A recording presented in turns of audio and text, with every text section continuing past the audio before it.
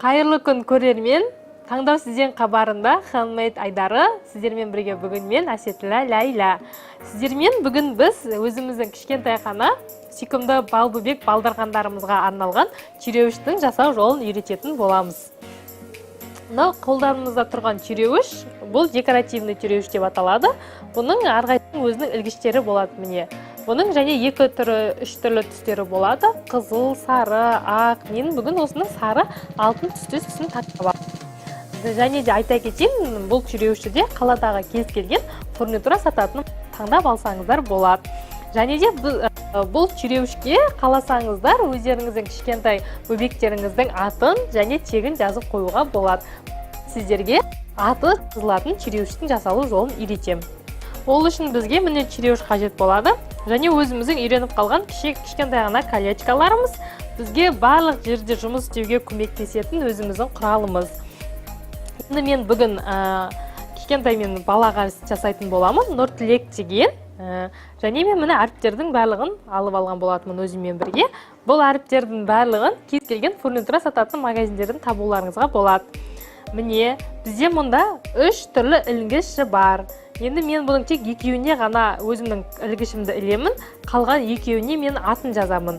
Егер де сіздерде 5 болатын болса, 3-еуіне ілесіздер, қалған екеуіне атын жазасыздар. Әрқашан соңындағы, басындағы және ең соңындағы 2 ілгіш қалу керек. Себебі ол бізге аты жөнін жазуға қажет болады. Мен балаға жасағандықтан міне машина бейнесін алдым. Өзімнің колечкаммен, керекті колечкаммен, өзімнің инструментімен колечкамды ашып аламын. Міне, аштым. Енді өзімнің машинамды, кішкентай ғана машинамды осыған ілем. Міне, бұны алынып біткен, бұны мен енді түйреуішке ілдім. Енді бұл машинаны, бір жағынан бұл машинаға ержігіттер өте құмар болады. Екінші жағынан, осындай қазіргі кезде ержігіттің тұлпары деген ол көлік қой. Бір жағынан сондай өзінің тұлпары болсын, жолда тастамайтындай деген сияқты ниетпен де ілінеді. Міне мен машина ілдім. Енді екіншісі, мен кішкентай ғана бөбек болғандықтан сүйкімді қонжықты ілгім келіп отыр. Қонжық ілдемін. Енді оны әркімнің өздеріңіз қаласаңыздар болады. Әртүрлі заттар ілсеңіздер де болады.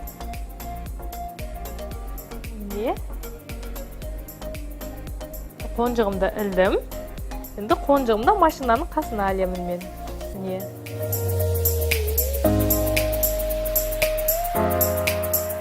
Міне, қонжығымды ілдім, машинамды ілдім. Бірақ менде байқасаңыздар екеуі де ақ түсті болып тұр. Енді сіздер осыған және менде ақ және сары түс болғандықтан, мұнда қадайтын тастарыңызды, басқа да безендіру жұмыстарын негізінен осы 2 түспен жасаған дұрыс болады. Кейде бұлар қызыл түстен болады, кейде сары түстен болады. Енді мен бұл ер жігітке арналғандықтан мен көп түстерді қоспадым. Енді бізде ер жігіттер сәл қарапайымдау, скромнылау болады. Міне негізгі бөлігім біттім. Енді мен бұған есім жазу үшін маған юбилейный цеп керек болатын. Зергерлік цебі деп аталады. Бұның да әртүрлі размері болады. 0,4-тік размері, 0,5-тік размері деген. Мендегі қолымдағы бұл 0,3-тік размері. 0,3-тік немесе 0,4-тік размерді осындай булавкаға сіздер қолдансаңыздар болады. Міне ол үшін ең алдымен өзімізге керек есімді жинап аламыз. Нұртілек деген кішкентай балдырғанға жасаймын мен. Міне сол сияқты өзімізге керек аттардың барлығын жинап теріп жасап аламыз. Бұл неге десеңіздер, бізге жұмысымызды өте тез әрі жылдам бітіру үшін керек есімнің атын жинап жасап аламыз. Нұртілек деп. Міне мен өзімнің есімді жинап қойдым. Енді ары қарай өзіме керекті мөлшерде 30 сантиметр, 50 сантиметр өте көп болып кетеді. Егерде аты ұзақ болса, онда 30 сантиметр алғам дұрыс. Егерде аты қысқа болса, онда 20-25 сантиметр жіптің өзі сіздерге жетеді. Жіп болғанда біздің жаңағы зергерлік цебіміз біздің. Міне мен алдым. Және бізге ең қатты өте жақсы көмегін тигізетін ол бірде міне кішкентай қана құралдар, қысушы құралдар деп аталады. Бұлар өте майда болады. Өте кішкентай, міне қолдан көрінбеуі де мүмкін. Бірақ бұның біздің жасайтын жұмысымызда атқаратын рөлі өте зор. Міне мен осы құралдардың, кішкентай қысқыш құралдардың екеуін өзімнің тросыма кіргізіп аламын. Міне 2 штугын кіргізіп алдым мен. Оны мына жерге негізі бізде жіп байланады ғой. Енді біздің тросымыз байланбайтын болғандықтан, біз осы қышқыстың құралымен тросымызды қысып қоямыз. Сонда ол шешіліп, үзіліп кетпейтін болады. Міне қайырып алдым екіге. Системдағыны қысқыштың ішіне кіргізем. Міне қысқышым тұр. Көрінді ма сіздерге? Міне қысқышым тұр. Енді осы қысқышымды өзімнің құралыммен қысамын.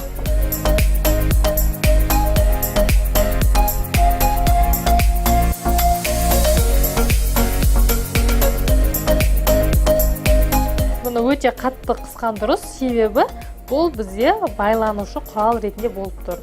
Бұлымыз дұрыс қысылмаса, біздің жасап жатқан бұйымымыз үзіліп кетуі мүмкін. Міне, мен атын жазатын бөлікті дайындап алдым. Мен жаңа айтып өттім сіздерге, мұнда ақ түстер болды дегендіктен мен өзіме ақ түстері моншақтарды қойғанды дұрыс көріп отырмын. Ақ және көк түсті моншақты. Енді көк түсті моншақтың өлшемі кіші болғандықтан бірінші көк түсті моншақты кіргіземін.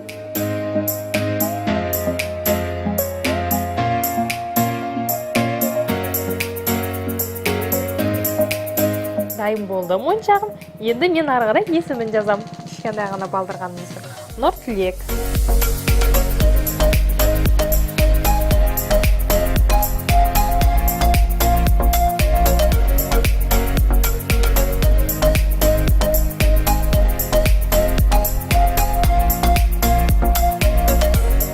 Менің чүреуішім сары болғандықтан, қарасаңыздар, міне менің есімім де сарығып жинап алдым. Міне Нұртілек. Мен сіздерге жасап дейін, сосын көрсетемін.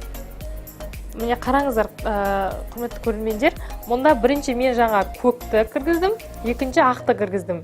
Енді мынау сізде қайтып тура қайталану үшін сіз бірінші жерге болған ақты кіргізесіз, ақ моншақты, содан кейін барып көк моншақты кіргізесіз. Керісінше болады ендігісі.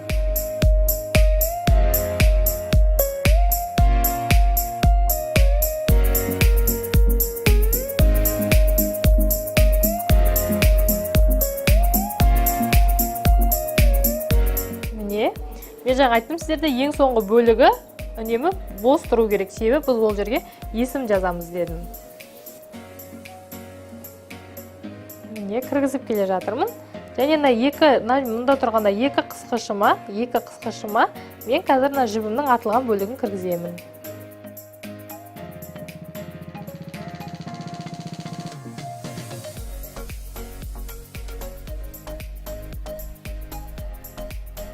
Міне қараңыздар, бізде дайын болды. Енді ең соңғы бөлігі, оны қысу керек. Міне жібіміз артылды. Артылған жіпті бұлай тастарымыздың ішіне кіргізіп тастауға болады. Егер де бұдан да артылып жатса, онда керек емес бөлікті қиып тастаймыз. Міне достар, көрермендер, кішкентай ғана минуттардың ішінде өзімізге осылай үйдегі кішкентай балдырғандарымызға чүреуішті жасап шығуға болады. Бұл чүреуішті балапандарымыздың киіміне, не болмаса бас киіміне, болмаса үйдегі өздері жататын жылы ұясы бесігінің сыртына осылай әдемі етіп жазып қоюға болады. Міне үйдегі бұндай моншақтарды да, чүреуіштерді де үйден де, кез келген фурнитура сататын магазиндерден де табуларыңызға болады. Мен қазір сіздерге бұның тағылу үлгісін көрсетейін. Енді мынау менде костюмым тұр.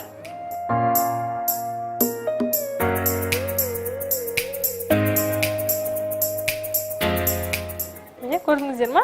Осылай әдемі қылып. Бұны өздеріңізге де жасап алсаңыздар болады. Есімдерін жазбай-ақ, әртүрлі әшекей бұйымдарды іліп, ілінгіштердің көмегімен жасап алсаңыздар болады. Бұл сіздермен бүгінгі таңдау сізден бағдарламасы. Әрине таңдау сізден, ал осылай пайдалы кеңес бізден. Келесі жолғы сіздерге Handmade айдарында өте керемет, бұдан да әдемі және жолы тез болатын әшекей бұйымдарын жасауды үйренетін боламыз.